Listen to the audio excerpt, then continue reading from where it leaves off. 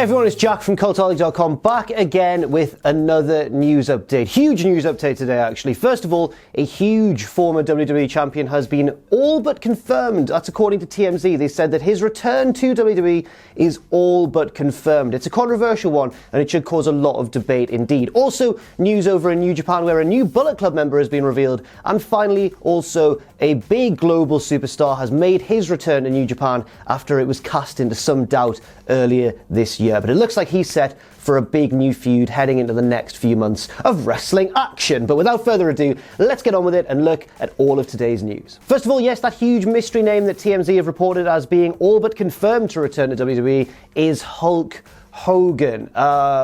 Controversial one, major controversy. Apparently the story here is that when WWE were planning the Greatest Royal Rumble, Saudi Arabia really wanted Hulk Hogan involved. You know, he's one of the biggest wrestling stars in the history of the business, of course.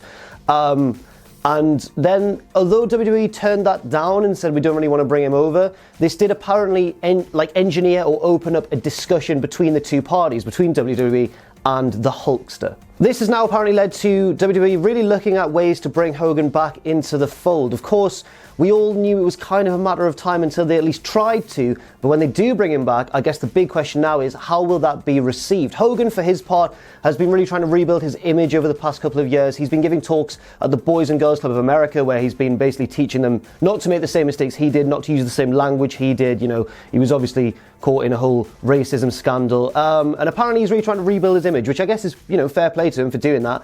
At the same time, how much of that's because he's definitely changed and how much of it is because he wants to come back to WWE? I don't know. It's a very confusing situation, and I'm sure there's a lot of opinions all centered around Hulk Hogan currently, but that's the news. Apparently TMZ reckon that he is set for a return, and as we all know, TMZ seem to be pretty affiliated with WWE. A lot of their coverage of the whole Ronda Rousey thing, and a lot of their coverage of other returning superstars and big news, TMZ always seem to be pretty spot on. It seems like they have a close working relationship with Vince McMahon. Now we head over to New Japan Pro Wrestling, where today it was day 2 of their Wrestling Dontaku show, and it was a good show. It was better than night 1 or day 1, but also it was much more newsworthy as well. First of all, a new Bullet Club member has been revealed. I should point out that I'm going to spoil a match result now, so skip ahead a little bit if you don't want to know. But this angle kicked off in the aftermath of the match between Will Ospreay and Kushida for the Junior Heavyweight Championship. Ospreay successfully retained the belt in a wonderful match, or what was said to be a wonderful match. I haven't yet watched it, but I'm going to catch it on replay definitely for Wrestlers of the Week next week.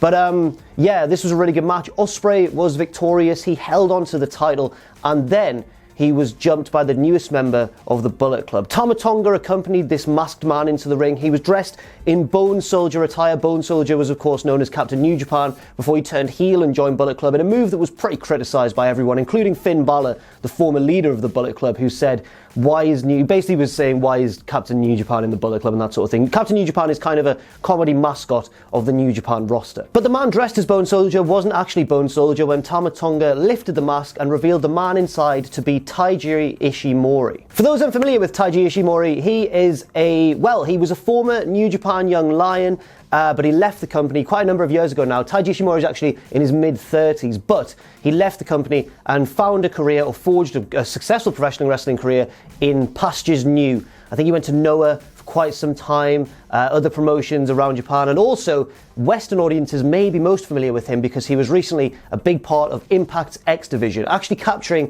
the X Division Championship late last year by defeating Trevor Lee, but then he lost it to Matt Sydal, who still currently holds the title. Now that Ishimori's in Bullet Club, it'll be very interesting to see if he factors into the whole Bullet Club Civil War angle going on, featuring guys like Kenny Omega, Cody Rhodes, Marty Scurll, and the Young Bucks.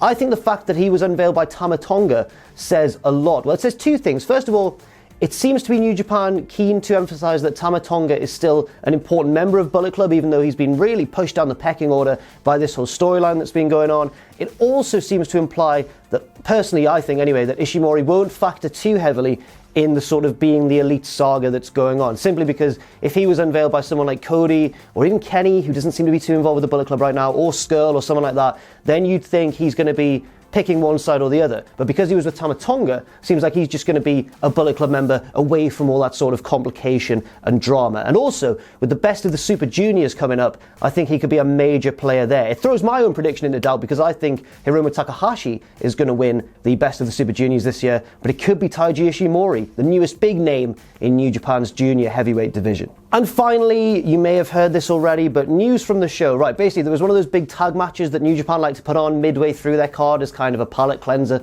before the huge matches later on. This match was a 5-on-5 tag match between Los Ingobernables de Japón and Suzuki Gun. LIJ picked up the victory, Tetsuya Naito got the pinfall, their leader, and then as they were leaving, Naito sort of hung back a little bit to high-five the crowd and stuff, and then one crowd member grabbed his hand, rammed him into the guardrail, jumped over the guardrail and battered him, dragged him into the ring, and pulled off the mask that he was wearing to reveal Chris Jericho. Now, Jericho swerved all of us, didn't he? He tweeted saying things like, oh, unfortunately, I don't think my New Japan dates are ever going to happen again. I don't think I'm going to go back. I think this is the last you've seen of me in New Japan. He, of course, jumped Naito the night after Wrestle Kingdom 12 back in January, and it seemed to be setting up a big feud between the two, which never materialized. Jericho went back to WWE, he appeared backstage at Raw 25, and really didn't look like he was going to be returning to New Japan anytime soon. And now he has, so it's very exciting indeed. I can't wait to see Naito versus Jericho. This assault, though, was brutal. Jericho hit the code breaker, then he hit him with the ring bell, and Naito bladed heavily. He was walking out. He refused help from the referees and stuff, but he was walking out. His face was a bloody mess. And he's clearly the babyface in this feud. There's no question that Jericho is the heel. And I'm just really intrigued to see. It's got a lot to live up to, and I'm intrigued to see if it can live up to it, because Jericho versus Omega was amazing. Meltzer rated it 5 stars when they had that match at Wrestle Kingdom 12. But I think that if anyone's charismatic enough and skilled enough to really help Jericho put on a match of the same caliber, then Naito's the man. I don't want to dumb down Jericho by saying that either, because despite his age, he is still one of the finest wrestlers in the world as well. So that's all for now. Thank you very much for watching this very eventful news update. I've been Jack from Cultaholic.com. You can follow me on Twitter at JackTheJobber. You can follow all of us at Cultaholic and check out our Patreon as well, patreon.com/Cultaholic. And never forget, obviously, of course, to join us.